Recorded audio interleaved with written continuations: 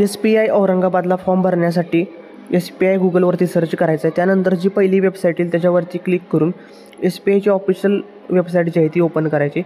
त्यानंतर तुम्ही ॲडव्हर्टाईजमेंट त्यांची जी आहे ती वाचू शकता. मराठीत, इंग्लिश आणि हिंदीमध्ये ॲडव्हर्टाईजमेंट आहे.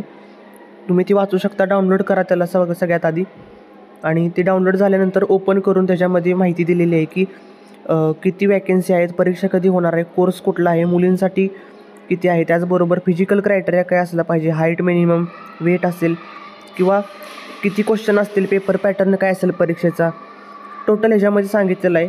पेपर असेल तो 10 एप्रिल रोजी असणार आहे, हॉल तिकीट, आणि 450 रुपये फी आहे ह्याची. त्यानंतर तुम्ही रजिस्ट्रेशन या ऑप्शनवर क्लिक करून फॉर्म भरण्यास सुरुवात करू शकता. खाली दिलेल्या 2 टिक आहेत त्याच्यावर click, I have read instructions, आणि प्रोसीड या बटनावर क्लिक करायचे.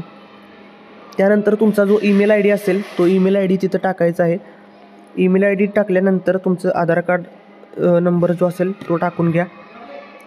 ह्या 2 गोष्टी खूप महत्त्वाच्या आहेत, कारण का त्याच्यावरती तुम्हाला सर्व बाकीची इन्फॉर्मेशन भेटणार आहे.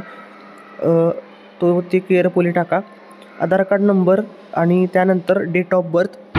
डेट ऑफ बर्थ कशी टाकायची मी तुम्हाला सांगणार आहे. पहिल्यांदा त्याच्यामध्ये डेट असली पाहिजे, त्याच्यानंतर मंथ आणि इयर, या गोष्टी त्या ठिकाणी तुम्ही टाका. त्यानंतर रजिस्टर या बटनावरती क्लिक करा. त्याच्यानंतर महाराष्ट्रीयन आहे याच्यावरती क्लिक करून तुमच्या ईमेलवरती मेसेज जातो. तुमची इन्फॉर्मेशन, आधार कार्ड नंबर आणि पासवर्ड जो तुम्ही बनवलेला आहे तो पासवर्ड सेट करा आणि लॉग इन या बटनावर क्लिक करून तुम्ही नेक्स्ट प्रोसेसला जाल. आता हा जो आहे तो मेल कॅन्डिडेटसाठी फक्त फॉर्म आहे, कारण का मी SPI मुलांच्या वेबसाईट जी आहे त्याच्यासाठी भरतो आहे. तुम्ही तुमची माहिती टाका, जसं की सरनेम पहिलं लेटर कॅपिटल करायचं आहे, बाकी सर्व स्मॉल असतील.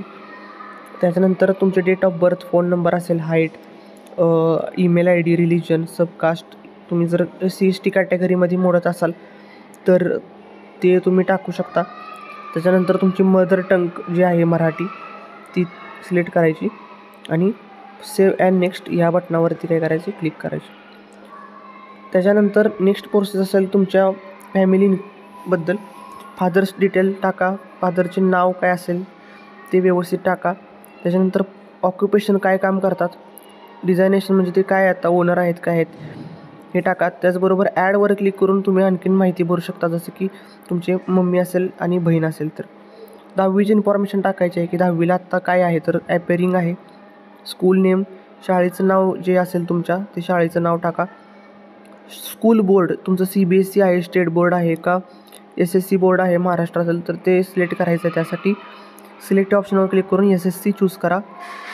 स्कूल ॲड्रेस तुमचा असेल तो स्कूल ॲड्रेस जो आहे तुमचा आयडेंटी कार्डवरती असतो तो टाका.